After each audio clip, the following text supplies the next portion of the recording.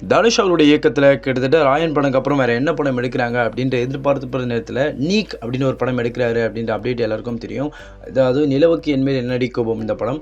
So இந்த படத்தை வந்து ரொம்ப துரிதமாகவே தனுஷ் அவர்கள் எடுத்துட்டாரு அப்படின்னு கூட சொல்லுவோம். ஏன்னா நிறைய டைம் எடுத்துக்கல, இந்த படத்தை வந்து சீக்கிரமாக ஷூட்டிங் முடிச்சு எல்லாரையும் சீக்கிரமாக எடுத்து முடிச்சிட்டாரு. ஸோ இந்த படத்தை வந்து இப்போ 2 பேர் பாராட்டியிருக்காங்க. அதுலேயும் முக்கியமாக வந்து எஸ்ஜே சூர்யா அவர்கள் பாராட்டின விஷயம் தான் இப்போ பேசும்போதெல்லாம் மாறி இருக்கு அப்படின்னு கூட சொல்லுவோம். அதில் முதலாவது வந்து இந்த படத்துக்கு ப்ரொடியூசரான ஆகாஷ் பாஸ்கரன் அவர்கள் ஒரு ட்வீட் ஒன்று போட்டிருந்தாரு. படம் பார்த்துட்டு ரொம்ப கிரிப்பிங்காக இருக்குது, சூப்பராக இருக்குது அப்படின்ற விஷயத்தையும் வந்து ஆகாஷ் பாஸ்கரன் அவர்கள் வந்து சொல்லியிருந்தாங்க. இப்போ வந்து எஸ்ஜே சூர்யா அவர்கள் இந்த படத்தை பார்த்துருக்காரு போல இருக்குது. அதாவது நிலவுக்கு என்மேல் என்னடி கோபம் இந்த படத்தை வந்து தனுஷ் அவர்கள் இயக்கியிருக்காங்க அப்படின்னால எஸ்ஜே சூர்யா அவர்கள்கிட்ட சிலர்கிட்ட காட்டியிருக்காரு. அதில் முக்கியமாக எஸ்ஜே சூர்யா அவர்கள் பார்த்துட்டு இப்போ ஒரு ட்வீட் ஒன்று போட்டிருக்காரு.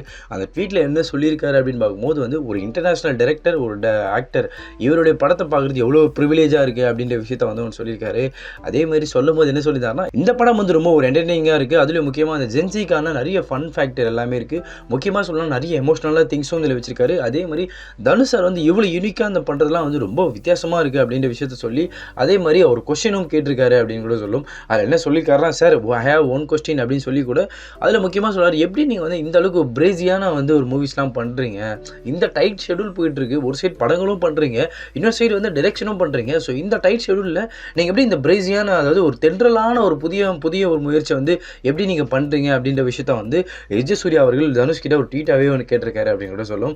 அதே மாதிரி ராயனுக்கு அப்புறம் இந்த படம் வந்து ஒரு பயங்கரமான டைரெக்ஷனில் இருக்குது சார் உங்களோடது அப்படின்ற விஷயத்தையும் சொல்லி அதே மாதிரி கங்க்ராச்சுலேஷன் எல்லாருக்கும், படத்தில் இருக்க எல்லோருக்கும் ஒரு கங்க்ராச்சுலேஷன் அப்படின்ற விஷயத்த சொல்லியிருக்காரு. நிறைய வந்து ஈமோஜிஸ் யூஸ் பண்ணி ஃபயர்லாம் விட்டுருக்காரு எஸ்ஜே சூர்யா அவர்கள் அப்படின்னு கூட சொல்லி ஆகணும். அதே மாதிரி இந்த படத்தில் இவர் மேபி ஒரு கேமியோ ரோல் பண்ணுறாரு அப்படின்ற விஷயத்த நிறைய பேர் பேசிட்டும் வராங்க அப்படின்றது தெரியுது. ஏன்னா ராயன் படத்தில் வந்து இவங்க 2 பேரோட காம்போ நம்ம பார்த்தோம். எஸ்ஜே சூர்யா அவர்களும் சரி, தனுஷ் அவர்களும் சரி டைரெக்ஷனும் பண்ணார், அதே மாதிரி ஆக்ட் பண்ணியும் சரி, இவங்க காம்போல ஒரு வில்லத்தனத்தை பயங்கரமாக பார்த்தோம்.